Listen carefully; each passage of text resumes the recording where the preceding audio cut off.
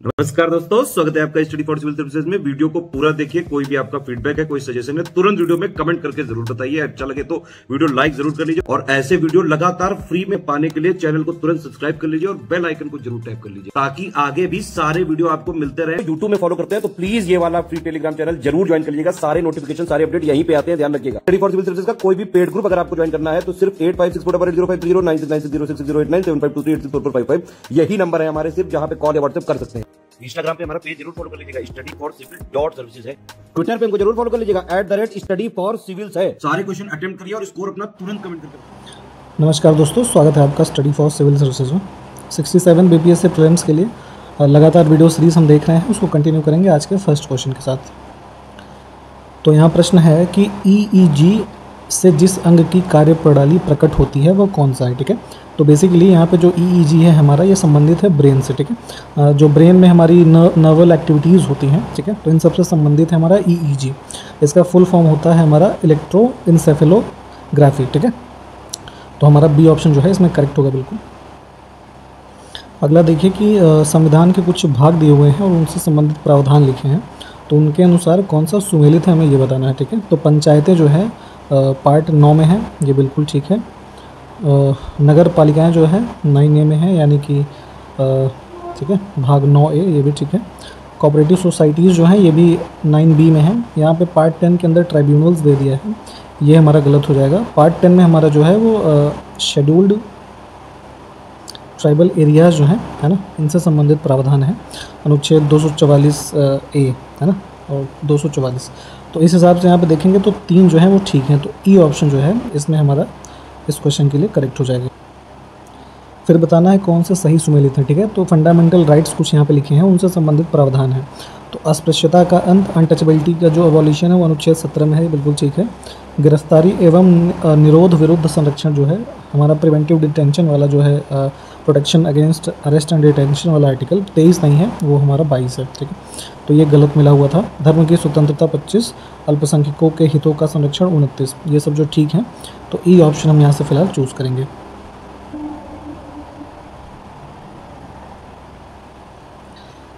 अगला है भारतीय राष्ट्रीय कैलेंडर का प्रथम महीना कौन सा है। ठीक है, तो जो हम नेशनल कैलेंडर फॉलो करते हैं, ये हम इंग्लिश वाला यहाँ पे नहीं करते हैं, इसको हम जो शक संवत वाला हमारे कैलेंडर है उसको फॉलो करते हैं यहाँ पे। ठीक है, तो इस हिसाब से देखेंगे तो जो हमारा हिंदू नववर्ष या शक संवत जो कैलेंडर है, उसके हिसाब से चैत्र का जो महीना होता है वो सबसे फर्स्ट होता है। ठीक है, तो ऑप्शन हमारा डी जो है इसमें करेक्ट हो जाएगा। अगला है कि एनोस्मिया क्या होता है। ठीक है, तो बेसिकली एनोस्मिया का मतलब होता है कि जब आपकी सूंघने की शक्ति जो है वो कम हो जाती है। ठीक है, तो यहाँ से बी ऑप्शन जो है ये करेक्ट हो जाएगा। ठीक है, जैसे कि मैसिव एडिक्शन हो आपको स्मोकिंग का, है ना, या फिर आपको कफ बहुत ज़्यादा जमा हो जाए, म्यूकस है ना हो जाए, तो इन सब वजहों से जब आपकी स्मेल जो है सूंघने की शक्ति कमज़ोर हो जाती है, तो that is known as anosmia. अगला देखें कि आलू के चिप्स के पैकेट में कौन सी गैस भरी जाती है। ठीक है, तो जो चिप्स पैकेट्स वगैरह आप जैसे खरीदते हैं, जैसे लेज़ कुरकुरे वगैरह है, ठीक है, तो उसके अंदर जो गैस फिल की जाती है दैट इज़ नाइट्रोजन। ठीक है, ये ऑप्शन करेक्ट होगा हमारा। अगला देखें, हाल ही में किस कंपनी ने भारत का पहला यूरो डोमिनेटेड ग्रीन बॉन्ड जारी किया है। ठीक है, तो जो हमारी करेंसी है यूरो, है ना, यूरोपियन यूनियन की, तो जो है यूरो डोमिनेटेड जो फर्स्ट ग्रीन बॉन्ड जारी किया गया है यहाँ पे पावर फाइनेंस कॉरपोरेशन लिमिटेड, तो बी ऑप्शन जो है हमारा ये करेक्ट हो जाएगा। सफ़ेद प्रकाश में उपस्थित निम्न रंगों में से कौन सा रंग शीशे के प्रिज्म द्वारा सबसे कम विचलित होगा। ठीक है, तो जैसे कि मान लीजिए कोई ग्लास प्रिज्म है ऐसे, अब आप यहाँ पे ग्रीन, रेड, बैगनी और ऑरेंज लाइट्स जो हैं इसमें से पास करेंगे। ठीक है, तो इनकी डिपेंडिंग अपॉन द फ्रीक्वेंसी, अगर जो सबसे कम इसमें से डिस्ट्रैक्ट या विचलित होगा वो रेड कलर हो जाएगा। ठीक है, तो बी ऑप्शन हमारा इस क्वेश्चन में करेक्ट है। अगला है कि हींग कहाँ से प्राप्त की जाती है। ठीक है, तो बेसिकली जैसे खाने में यूज़ करते हैं हम हींग को, तो ये जो हींग का पौधा होता है, इसका जो जड़ वाला भाग होता है, ठीक है, तो इसमें एक तरीके का कि ड्राई जो हमारा मिल्क होता है इसका वो निकलता है, तो उसको ही एज अ हींग के रूप में यूज़ किया जाता है। ठीक है, तो यहाँ से बी ऑप्शन जो है हमारा ये करेक्ट हो जाएगा। अगला देखिए कि कौन सा सही ढंग से मेल खाता है ये बताना है। ठीक है, तो माउंट हैरियट जो है ये अंडमान निकोबार द्वीप समूह, बिल्कुल ठीक है। नाम दफ़ा तो ये अरुणाचल प्रदेश, ये भी ठीक है। रेणुका वन्यजीव अभ्यारण्य जो है बिहार लिखा है, ये गलत है, ये हिमाचल प्रदेश में है, ठीक है। नोकरेक नेशनल पार्क मेघालय में है। तो इस हिसाब से 3 सही थे, तो ये ऑप्शन को चूज़ करके आगे बढ़ते हैं। अगला देखिए, हल्दी घाटी के युद्ध में महाराणा प्रताप के अलावा राजपूत सेना का सेनापति कौन था, ठीक है। तो माफ़ कीजिएगा, तो यहाँ पे अगर हम देखें तो कमांडर ऑफ राजपूत आर्मी इसमें से थे हकीम सूर, ठीक है। और जो बैटल ऑफ हल्दी घाटी है इसको भी ध्यान रखें, 1576 की घटना है। इसमें इधर से ये महाराणा प्रताप और अकबर की साइड से मान सिंह जो थे, इन लोगों के मध्य यहाँ पे युद्ध हुआ। तो फिलहाल ऑप्शन हमारा बी जो है करेक्ट हो जाएगा। अगला है कि हाल ही में एथेनॉल संवर्धन नीति लागू करने वाला भारत का पहला राज्य कौन सा है, ठीक है। तो फर्स्ट स्टेट है जो इसने एथेनॉल प्रमोशन पॉलिसी इम्प्लीमेंट की है, ये हमारा है बिहार राज्य, ठीक है। तो बी करेक्ट हो जाएगा आंसर। अगला देखें, निम्नलिखित अधिनियमों में से किसके द्वारा भारत परिषद, यानी कि जिसको इंडिया काउंसिल के नाम से भी जाना जाता था, इसको समाप्त कब किया गया, ठीक है। तो इंडिया काउंसिल इस्टेब्लिशमेंट कब हुआ था, इसको भी ध्यान रखिएगा। 1958 का जो गवर्नमेंट ऑफ इंडिया एक्ट था उसके द्वारा, सॉरी माफ़ कीजिएगा, 1958 नहीं, 1858, ठीक है। और बाद में इसको जो है यहाँ पे अबॉलिश किया गया है with the government of India act 1935। तो इसमें से जो है सी करेक्ट हो जाएगा। निम्नलिखित भारत की नदियों में कौन कर्क रेखा को 2 बार पार करती है, ठीक है। तो ट्रॉपिक ऑफ कैंसर जो है हमारा यहाँ भारत के मध्य से लगभग जो 23.5 डिग्री से गुजरता है, और जो है माही रिवर जो मध्य प्रदेश में उद्गम होता है इसका, और इधर अरेबियन सी में जाके समाप्त होती है। तो ये जो है 2 बार कर्क रेखा को पार करती है। तो यहाँ से ये ऑप्शन करेक्ट हो जाएगा। अगला है, निम्नलिखित जनगणना वर्षों में किसे भारत के 2 बार यहाँ पे लिखा गया है, इसको इग्नोर करिएगा। तो किसे भारत के जनांकिकी इतिहास में महान विभाजक के रूप में जाना जाता है, ठीक है। तो बेसिकली इंडियन डेमोग्राफिक हिस्ट्री के सेंस में ग्रेट डिवाइडर के नाम से हम जानते हैं ईयर 1921 को, ठीक है। तो बेसिकली हुआ क्या कि जो हमारा 1911 से 21 का ये 10 साल का टाइम पीरियड था, इसमें जो है नंबर ऑफ़ डिजीज़ की वजह से काफ़ी ज़्यादा मोर्टेलिटी रेट रहा। तो इस टाइम पीरियड में जो हमारी ग्रोथ रेट रजिस्टर की गई वो नेगेटिव थी, ठीक है, विच वॉज -0.31% अराउंड, ठीक है। तो that is why this is known as the great divider year in the Indian demographic history. तो यहाँ पे बी जो है ये हमारा करेक्ट था। अगला है, भारत सरकार द्वारा राष्ट्रीय हरित अधिकरण यानी कि जो NGT है, नेशनल ग्रीन ट्रिब्यूनल, इसकी स्थापना कब हुई थी, ठीक है, किस वर्ष में हुई थी। तो NGT की स्थापना हुई है हमारी वर्ष 2010 के अंदर। ऑप्शन डी करेक्ट हो जाएगा बिल्कुल। भारत में जो है वन अनुसंधान संस्थान हमारा कहाँ पर स्थित है, ठीक है, फॉरेस्ट रिसर्च इंस्टीट्यूट, ये है उत्तराखंड के अंदर देहरादून में। ऑप्शन ए करेक्ट हो जाएगा हमारा। अभी हाल ही में खेलो इंडिया स्कीम जो है इसको बढ़ाया गया था टाइम पीरियड इसका। तो ये खेल मंत्रालय ने इसकी जो टाइम पीरियड बढ़ाया है ये कब तक बढ़ाया है, ठीक है। तो अब हमारा ये जो खेलो इंडिया स्कीम का टाइम पीरियड है एक्सटेंशन के बाद, ये 2025 से 26 तक के लिए हो गया है। तो जो है बी करेक्ट हो जाएगा। अगला देखें कि क्षेत्रफल की दृष्टि से भारत विश्व के देशों में कौन सा स्थान है, ठीक है। तो जो है पूरे वर्ल्ड के सेंस में अगर हम देखेंगे तो इंडिया का जितना भी एरिया है ना, ये 7वां सबसे बड़ा हो जाएगा, ठीक। तो सी जो है ये करेक्ट हो जाएगा। अब हम अगर पूरे अर्थ के कंपैरिजन में तुलना करें तो भारत का जितना भी एरिया है वो अराउंड जो है 2% के आसपास ही है, इसको भी ध्यान रखिएगा। हिमालय पर्वत श्रेणियाँ निम्नलिखित में से किस राज्य का हिस्सा हैं, ठीक है। तो बेसिकली आप अगर इंडिया का मैप देखें तो हमारा इसमें उत्तराखंड, सिक्किम, हिमाचल प्रदेश है ना, अरुणाचल प्रदेश, इधर नॉर्थ ईस्ट के जो स्टेट्स हैं ये सब जो है हमारी हिमालयन रेंजेस में काउंट होते हैं। उत्तर प्रदेश जो है हिमालय की श्रेणियाँ यहाँ पे नहीं मिलती हैं। तो इस वजह से देखेंगे अगर हम तो 3 इसमें सही थे, तो ई ऑप्शन को चूज़ करते हैं, यूपी में नहीं है। हाल ही में किस संस्थान ने भारतीय स्टार्टअप और तकनीकी उद्यमियों के लिए प्लानिटेरियम इनोवेशन चैलेंज जो है लॉन्च किया था, ठीक। तो स्टार्टअप्स के लिए यहाँ पे इनिशिएटिव लॉन्च किया गया था माईगॉव इंडिया के द्वारा। अगला देखें, निम्नलिखित में से कौन सी जो है वो रूपांतरित चट्टान है यानी कि मेटामॉर्फिक रॉक है, ठीक है।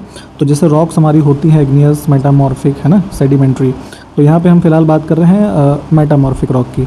तो रूपांतरित चट्टान में अगर हम देखें तो मार्बल, क्वार्ट्ज और शीस्ट है ना, ये तीनों ही आते हैं। ग्रेनाइट जो हमारा है ये इग्नियस रॉक है यानी कि आग्नेय शैल का उदाहरण होता है।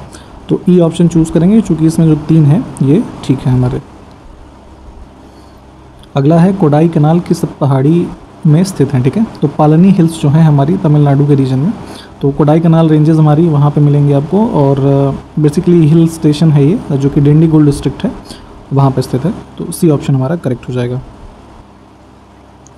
अगला देखिए, निम्नलिखित में से कौन जो है भूमि बंधित नदी है, यानी कि लैंड बाउंड रिवर है। तो जैसे चूँकि आप देखते होंगे कि जो रिवर्स मोस्टली हैं इंडिया में, तो ये किसी सी में जाके मिल रही हैं, जैसे अरेबियन ओशन में, बे ऑफ बंगाल में, है ना। परंतु यहाँ अगर हम देखें तो जो हमारी लूनी रिवर है, ठीक, ये पुष्कर वैली के अराउंड जो है ओरिजिनेट होती है, और जो आपका रन ऑफ कच्छ गुजरात का है ना, उसके मार्शी लैंड्स में जो है ये समाप्त हो जाती है, ठीक है।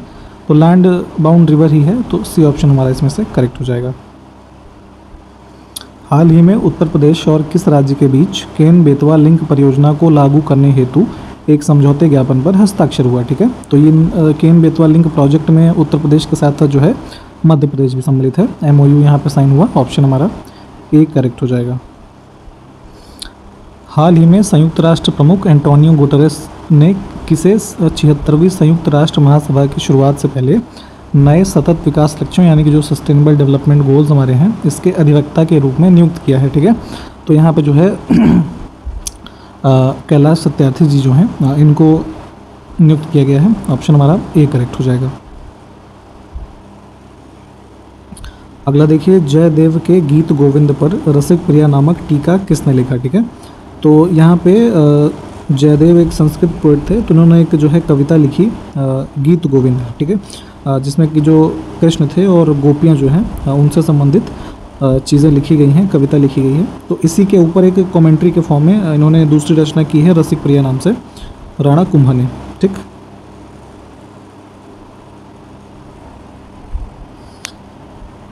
इनमें से कौन सा जो है सही ढंग से मेल खाता है, ये देख लेते हैं। तो कुछ संविधान के भाग लिखे हुए हैं और उनसे संबंधित प्रावधान लिखे हैं, ठीक है।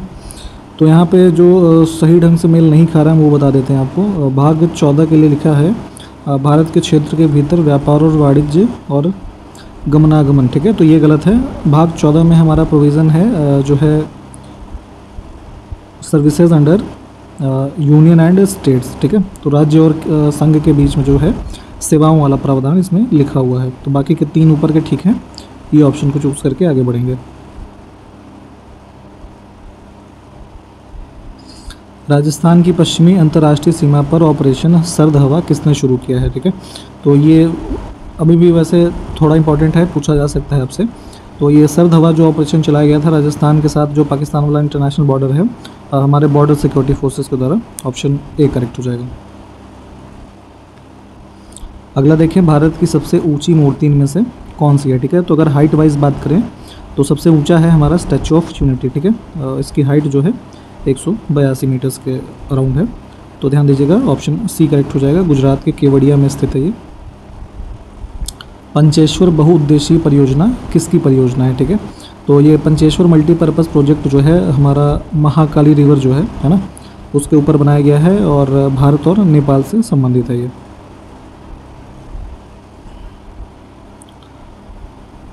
अगला देखिए, भारत में प्रथम महिला विश्वविद्यालय कब स्थापित किया गया, ठीक है।